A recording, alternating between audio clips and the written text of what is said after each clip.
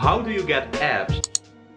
That's one of the most commonly asked questions when it comes to pretty much the entire fitness and bodybuilding scene. Now I remember when I started working out, I started to do like 100 crunches every day in order to lose some fat on my belly and get six-pack abs. Now little did I know that this is not the way that you actually should be tackling this. In fact, it's actually way easier than most people make it out to be. Now you'll often see people doing countless crunches with little to no attention to their diet. And 100,000 crunches later, they're still not seeing the results that they want. This is most likely what happens for like 70% of the people who don't have proper knowledge on training and nutrition and want to get six-pack abs. Now abs are the most desired muscle out there since it contributes somewhat the most to one's aesthetic look in fitness and bodybuilding. And even though it's the most desired muscle, there's still so much unclarity and bro science surrounding the whole how do you get abs topic. So I thought I'd clear the fog over all of these misconceptions and explain how ab training and getting abs actually works. Now first I'd like to cover the anatomy of the abdominal muscles.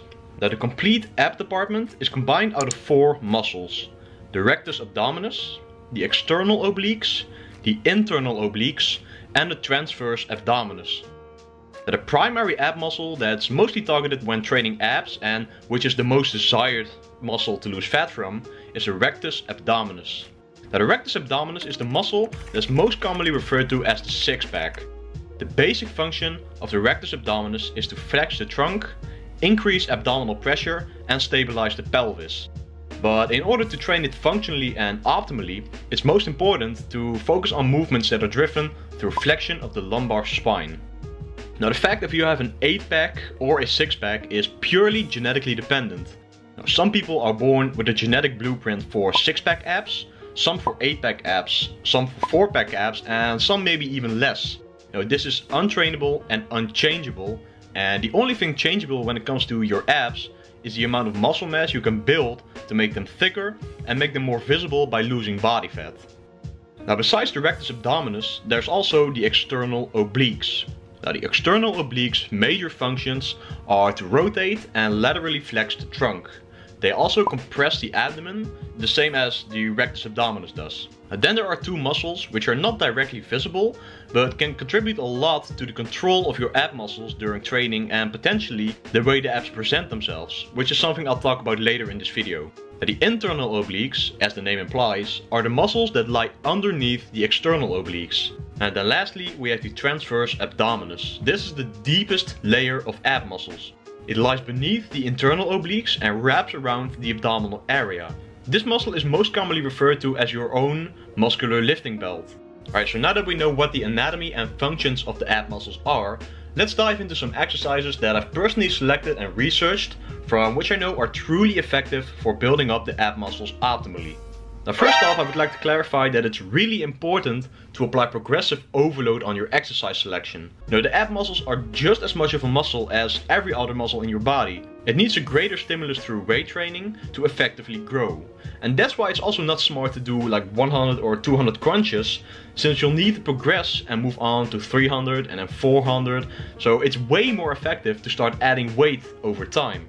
And a perfect example of an exercise to apply progressive overload on is the weighted cable crunch. Now the weighted cable crunch is an exercise performed at the cable station using either a rope or a close grip handle. Now get on your knees about a step away from the cable station and simply perform a crunch while holding the rope or handle on the top of your head. Now try to not use your arms in this movement, since that will steer away from the abdominal muscular activation that you can get and put more emphasis on the arm muscles. Now while doing the crunch, focus on performing flexion of the lumbar spine and breathe out on the concentric motion of every rep while breathing in on the eccentric part of the movement. This ensures that you flex your abs by breathing properly, thus increasing the amount of activation you can create through the exercise itself. Now the second exercise I would like to cover is the hanging leg raise. Now this exercise can be a tricky one, since it's an exercise that not everyone can do at the start. So if you're unable to do this with straight legs, then I recommend you to try doing this exercise more in the form of a hanging knee raise, which is a bit less hard to perform. Now it's also a tricky exercise since a lot of people tend to use too much of the hip flexors, since you're virtually flexing the hips while performing this exercise. Now, this can be countered by focusing on, again, flexing the lumbar spine, which results in the hips relaxing and you targeting the abdominal muscles instead, which is obviously the goal. Now, in basic words, biomechanically speaking, you should bring the pelvis towards the chest to stimulate the lower abdominal region maximally. Now, try to find a pull-up bar which enables you to hang without your feet touching the ground and focus on lifting your legs to above 90 degrees. Now, make sure to flex the lumbar spine, or more easily said, flex the abs, while using the breathing technique that I covered with the cable crunches. Breathe out on the concentric part of the movement, which flexes the abs on its own, and breathe in on the eccentric part of the movement, which helps to stretch the muscles out. Now, it's important to include exercises performed as a crunch type movement and exercises that perform raising of the legs to ensure you're hitting the abs to its full potential. Now, the cable crunches activate a great part of the abs by itself, but the hanging leg raise also activates a big part of the lower ab department, which are not always directly stimulated with standard crunch type movements. Now, the ab roller has been shown by research to be one of the most effective abdominal exercises as well.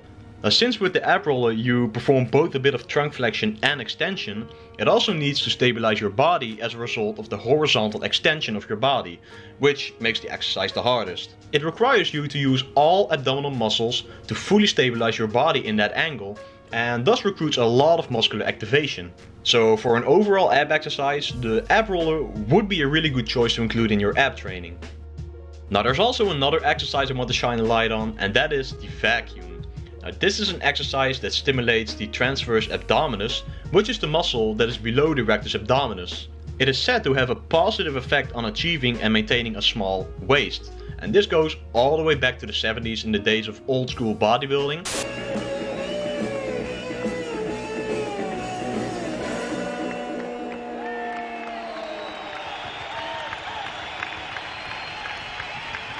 Since all of the golden era bodybuilders achieved such a small waist and contributed that to the vacuum exercise.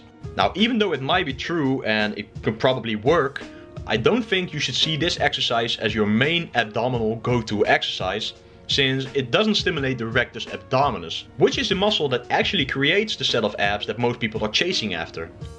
Now, besides all of these movements, as a kind of last resort when all cable stations or pull-up bars are taken, I recommend the crunch machine. Now, since you're able to load the exercise, it's suitable for progressive overload and it still utilizes spinal flexion, which makes it a great exercise to stimulate the abs on its own. Now, I'm not a big fan of incorporating or recommending exercises that isolate the obliques, since if you perform the exercise mentioned in this video correctly, they will be greatly stimulated as is and will not need any further isolation. Now, the common statement that compound movements would be stimulating enough of the abs to not need any further isolation is not really the case either. If you look at these movements biomechanically, you're not creating any form of spinal flexion, so you're not really targeting the abs to its full potential. You're simply engaging your core because of the load that you're putting on your body. Now, that's why it's important to stimulate the abs directly through isolation exercises besides the compound movements that you're already performing. Now, if you do happen to utilize spinal flexion on these movements, then please consider revisiting your form, since that can greatly increase the risk of injuring yourself. Now, the abs are a mix of both type 1 and type 2 muscle fibers, which basically means that you should focus on having a mixed rep range in your training. Now, my general recommendation is to have some days where you pick a heavier weight in the 8 to 10 rep range, and a day where you pick a lighter weight and perform the exercises in the 12 to 15 rep range. Now, of course, it wouldn't be the smartest idea to do this with a leg raise movement, since that would be pretty hard to accomplish, but rather more with the crunch type movements, like for example the cable crunch, since it's most easy to apply progressive overload on. Now, people think that the abs are a muscle that needs to be trained every day in super high reps to see any form of ab development or fat loss. While looking at the backed up research, anatomical and physiological knowledge, the abs are just as much of a muscle as any other muscle in your body. This means that the exact same rest is needed to fully take use of the muscle protein synthesis spike after training, which takes 48 to 72 hours and has to be used for the abdominal muscles as well.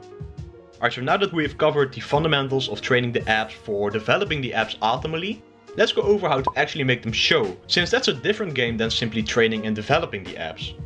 Now of course it's really smart to add muscle mass to your abdominal musculature, but with a layer of fat covering the abs, you won't be able to see them, and that's where your diet comes into play.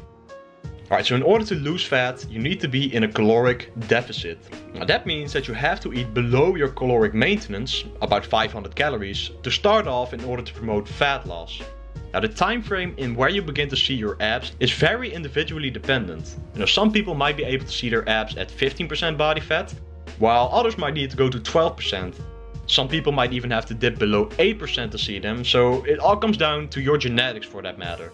But generally speaking, an average person has to get to about 10 to 12% body fat in order to have a decent set of abs showing.